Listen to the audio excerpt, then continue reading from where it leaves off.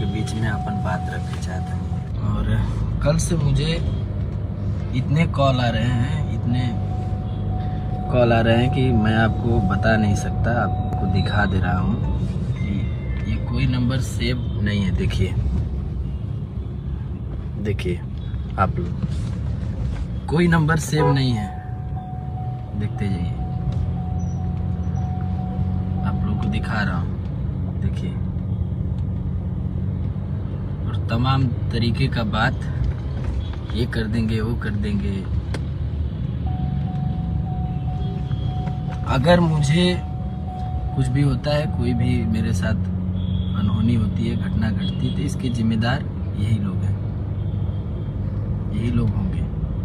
क्योंकि मेरा कोई उद्देश्य नहीं है कि मैं झगड़ा लड़ाई करूं, न कुछ करूं।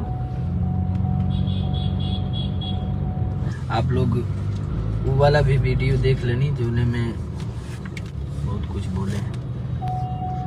और आप लोग जो गलत न्यूज बनाया गया, गलत फेक न्यूज बनाया गया, वो भी देखा आप लोगों ने। और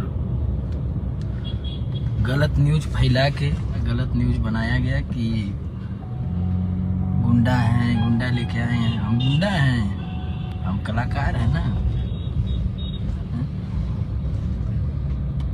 अगर आप लोगों को हमसे तकलीफ है तो मैं लाइन छोड़ के चला जाऊंगा, काम नहीं करूंगा इस लाइन में।